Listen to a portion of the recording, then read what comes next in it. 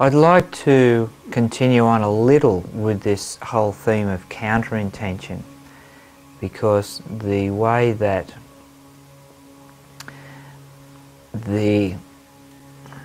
all of that which you may consider to be dysfunction is generated is through this whole phenomena of counter-intention. I've touched briefly on the idea of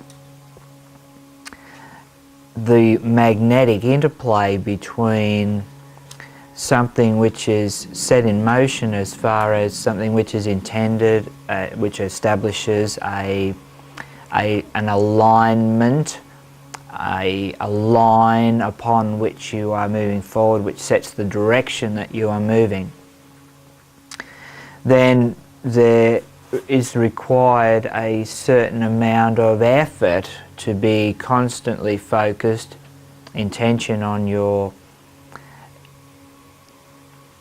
desire really to progress in a course change along a line of changed course, which is about you maintaining your attention on your intention. You have to remember that your intention is to alter course, and then you are able to recognize signposts when they come up. You're able to recognize where the old is being played out in your life. You're able to sense an opportunity for the new imminently before it manifests, and then you're able to manifest the resolve which is necessary to choose that new. Now, what occurs whenever you effect such a course change is that the previous alignment, the previous direction that you are moving in, has certain energies which are moving in a similar alignment, and you are caught up in a certain amount of inertia of the direction that you were previously travelling in with those particular energies. Now, those particular energies can be family, friends, they can be unseen forces which have been set in motion or aligned to, or power given to. So in order to break free of that, because inertia is not only something which is going to keep you stuck, inertia really is that quality of something to remain in its present state unless acted upon by an outside force. So you can have inertia of something which is set in motion. Something which is set in motion will continue to move in that same direction unless acted upon by an outside force, or it will continue to remain at rest unless acted upon by an outside force. So it requires a certain amount of effort to get something to move when you're pushing it along the floor. You have to put a fair bit of effort to get it to move, but once it's moving, it requires minimum effort to continue it moving. As soon as you let it stop again, you have to exercise the amount of effort again to get it to move again, and it's similar with something which is set in motion. It will tend to want to continue in that particular direction unless you apply a certain amount of force. So that force is supplied through an effort of will, through an effort of intention, and maintained through this process of maintaining attention on your intention. You need to focus as much will, to marshal as much will as a minimum as the amount of counter-intention, the amount of inertia coming from all sources, both within and without, which is attempting to prevent the new direction, which is attempting to prevent the change of course. Now, as you progress past moving through your own counter-intention, your own sabotage stuff, your own ability to manifest beautiful phenomena around you, which gives you all of those wonderful excuses to not allow yourself to fully express the God within, you begin to be able to really anchor and access higher bodies in higher dimensions. You've got to the point where you've really built the light body for all intents and purposes, and now that must be descended and manifested here. And as you do so, you then are able to expand your sphere of influence. That's why the masters talk about the importance of, within the context of service, of expanding your sphere of influence. So whether you're conscious or not of the level to which you have expanded your consciousness, the level to which you have activated light bodies, whether you are conscious of that or not, you are still held responsible for all of the effects which your energy create upon those higher levels. So if you blissfully, unconsciously go around and spin Merkabas and do whatever you need to do to try to trick some sort of light body activation, rather than the natural course of events, the way nature intended, which is as you develop your moral character, as you develop your desire to serve, as you demonstrate your commitment to service and your ability to be able to cope with the situations which arise as you move into greater and greater levels of service, as a natural order, then certain things activate and anchor, and abilities move into the experience of the day-to-day living. That's the natural order of things. But you can get in on a system level and you can just start focusing on certain things and utilizing sacred geometry and such things to trick some of these activations into occurring.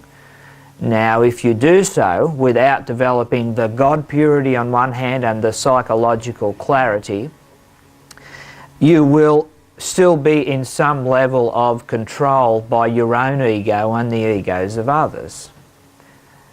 At which point then you are to various degrees in control in some moments, in other moments you are controlled by the ego of others and the ego still unresolved within your own system.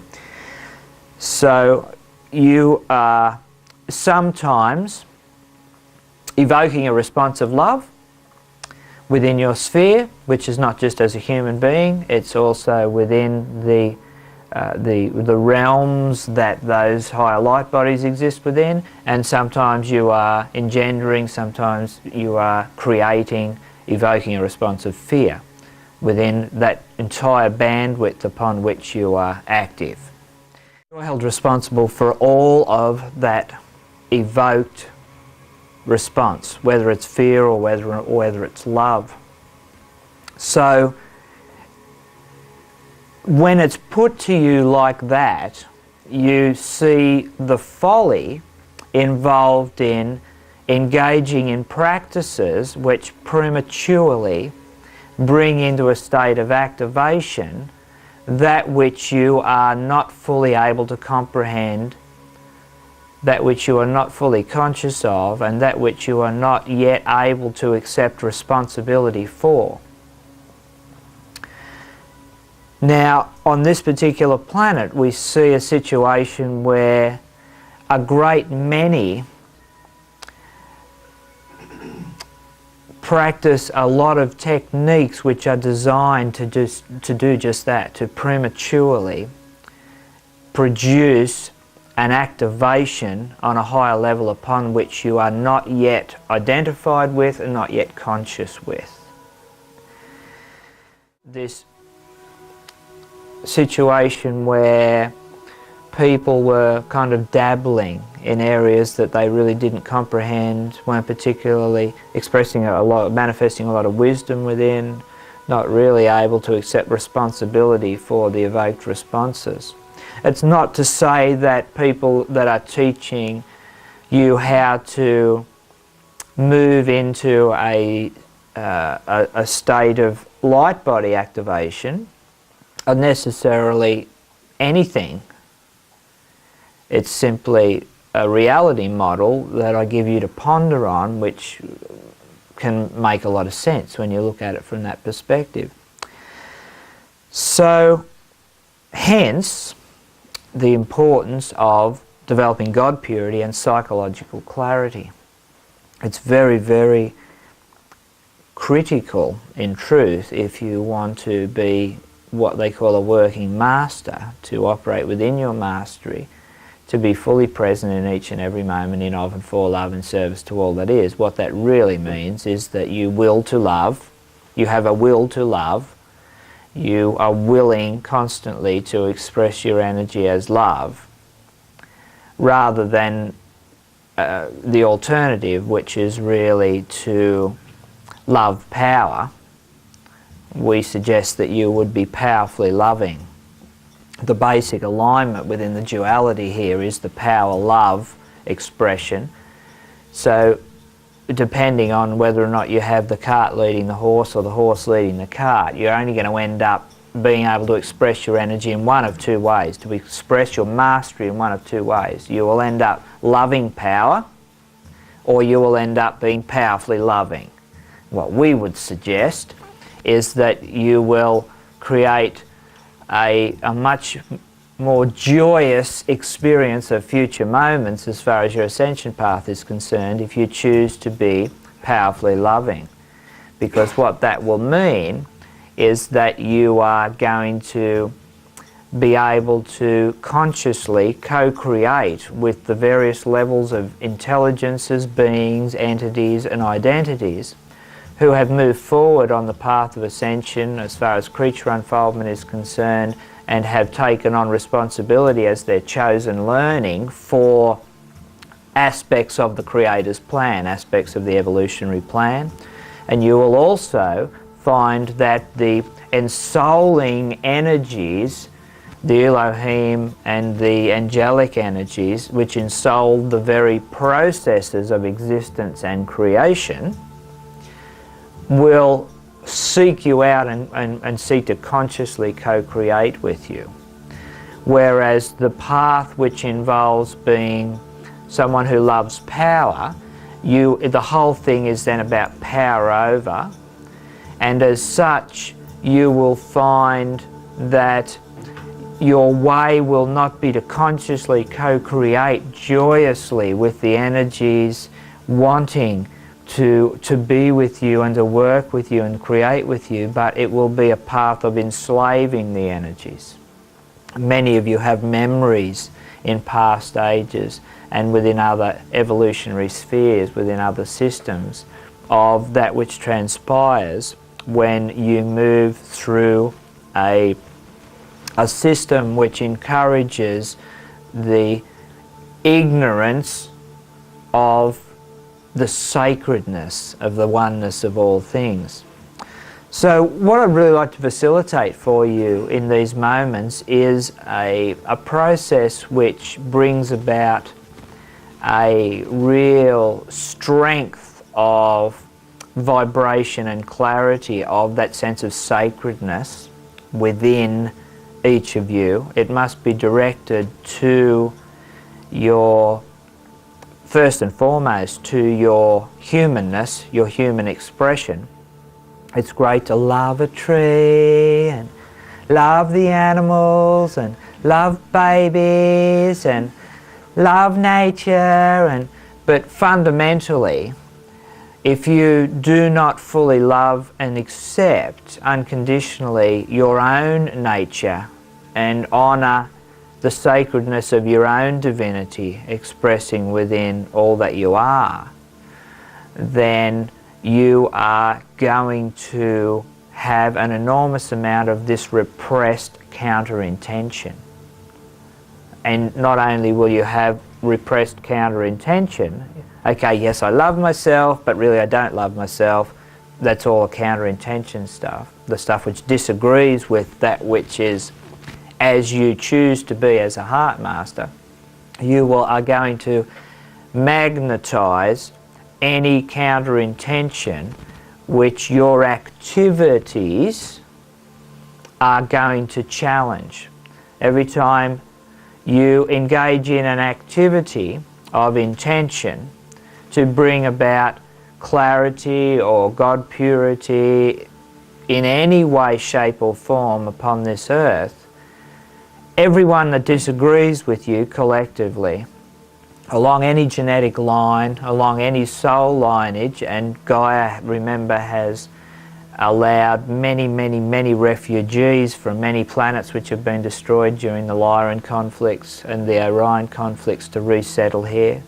So there are soul links and even genetic strain links to many other systems and star clusters and even universes. Those lines of energy which connect the planet to the universe and the universes are lines of energy, cords in fact, which you've all been encouraged to work with and understand extensively, and some of you have had some rather unpleasant learning experiences, perceived to be unpleasant. I see it as wondrous learning, but it's perceived to be unpleasant in those moments, of how cords can be used to corrupt your own system and to corrupt your own intention, so that you don't even realise that you're actually now headed off on a counter intention and are actually working at cross purposes to your own belief of where you're going. So whenever you engage in an activity of love, you will attract all of the counter intention from all of the different spheres that you are connected to, attached to, engaged with, involved in. Now, the more intense that becomes, if you become part of an organised group or an organisation which is committed to God purity and clarity, as you resonate with part of that group, then you become part of a group body of energy which is vibrating with such a level and intensity that it begins to threaten bigger and bigger and bigger levels of counter-intention. You may experience counter-intention from all kinds of groups within, upon and without of the planet even. And that's why it's so important to clear out all of your fear-based patterning and programming, to remove all the resonance within the 4-body system and then start working on the 7-body system and the 12-body system, to remove all of the fear-based resonances there, so that then counter-intention, even if it's focused at you, is not able to hook into your energy matrix, because there's nothing there to magnetically allow to dock with you, and it literally then is just like water off a duck's back. If you move into a position of responsibility in high-level planetary service and start engaging in activities which are going to attract focused counter-intention, then you must be in a situation where you are exhibiting a reasonably high level of clarity and a reasonably high level of God purity. If you do not, you will be targeted by counter-intention no matter what state you are in. If you are not in a reasonably high state of God purity and clarity, you will be corrupted. Absolutely. Without question. Who has really integrated the understanding that I share about the way the ego influences soul control by interfacing between the chakras and the endocrine glands. Which CD is that on? Hormones and things like that. And what's its major trick that it does? Puts you to sleep. Okay, how many of you were experiencing that just a few seconds ago? Who'd be honest, because I know, okay? Who recognised it instantly as counter-intention? Who addressed it through an effort of will? Bullshit. I was watching you guys, come on. Maybe you thought you were doing that, but you weren't. Most of you were nodding off. I hope I've got your attention a little bit back again. But you were being distracted, you were nodding off, and it will happen at key points. The ego can set you up. You know how you you'll be aware of this. You'll be really, really intense. You really start to get into something I'm saying, something I'm sharing. Yes, yes, this is good, this is good, this is good. And there's a waiting to run when the race goes, you know, and you're sort of waiting, and then all of a sudden, just at the good bit, you say, your ego's setting you up, right? It's playing with your hormones. It's running slightly hard on the parasympathetic nervous system, which gives you that heightened state of excitement and awareness, right? And it'll take you to a point and hold it, right? It'll hold it, and then it will signal the thyroid gland that the danger's past. And you'll have an instant gap in your sensory input, your perceptics will shut down for a second, and it simulates the moments immediately prior to sleep. So if you've still got that happening, any of you who were finding that, because you know, you're all awake now, aren't you? Yeah. Okay, so you weren't really tired. To will yourself back into alertness, the best technique is to really master that, maintaining attention on your intention. It's one of the most critical processes to master, because if you permanently allocate consciousness to be intent on your intention, that really cannot occur, because as soon as counter-intention comes in, it's flagged in your consciousness. Counter-intention happening, negative ego happening, dark forces happening, whatever you call it, I don't care what you want to call it.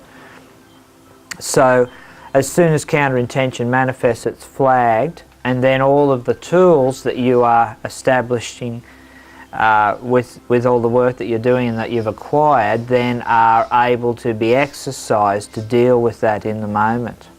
And every time you deal with it in the moment before it gets a hold of you, then it starts to de-energize. The more it de-energizes, the less it has the effect to influence you in future moments. Rupert, would you like to come up here and... Yeah, sure. And be here right with me, because that's where the microphone is. So come and cuddle me.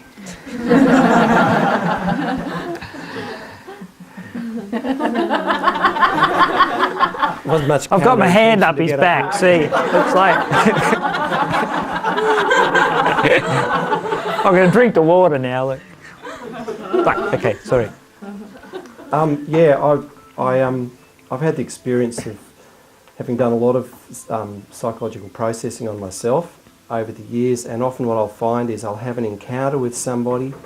It seems to be most powerful in the family division, people close to me, where I will have just had this great opening up and this great experience of coming into my own power, and I think, great, well, all those problems will have just dropped away now, and I'll go back into those situations and it'll repeat itself, and I could never work out what was going on, because I'd just start being drawn into arguments and all these things that in my own private space I really had solved for myself, but in the actual field of living it wasn't really holding, it didn't stick.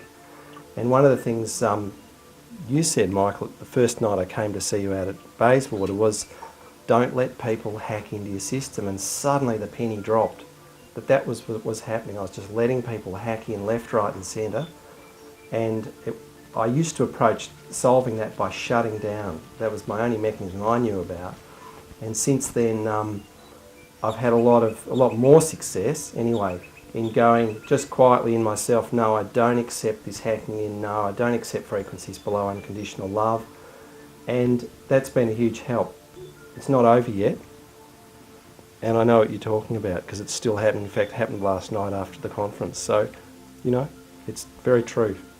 Fabulous. Yeah. Good on you. Would you like to share? Without mentioning any names? You can get a cuddle. Oh, good. And this time I won't freak out. First time I freaked out, but this time I'm fine. I had a really wondrous lesson this summer.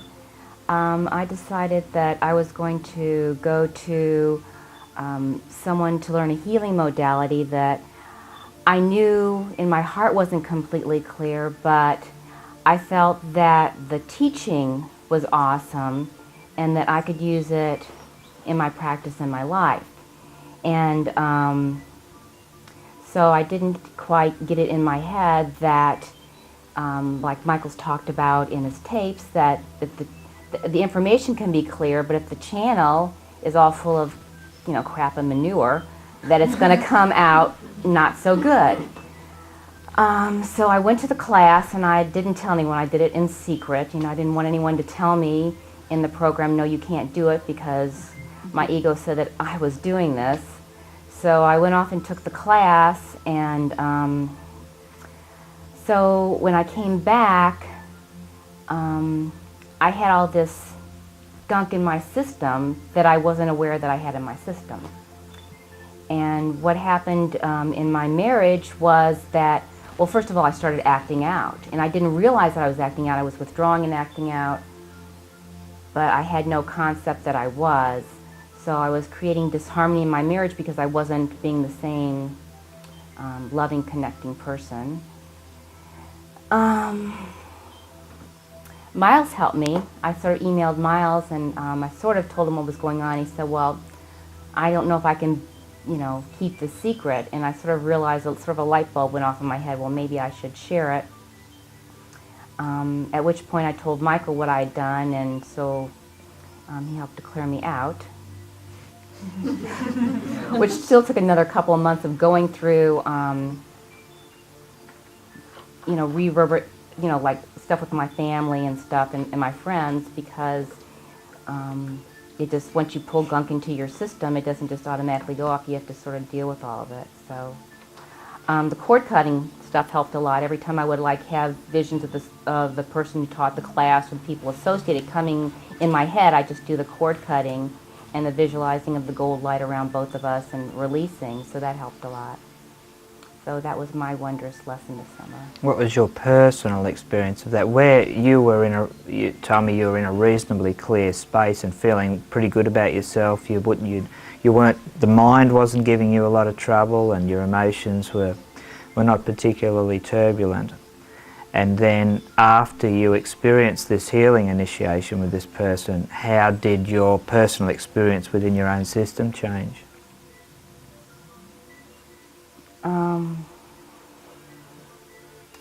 I wasn't thinking. I thought, it's ego's a very, very powerful thing.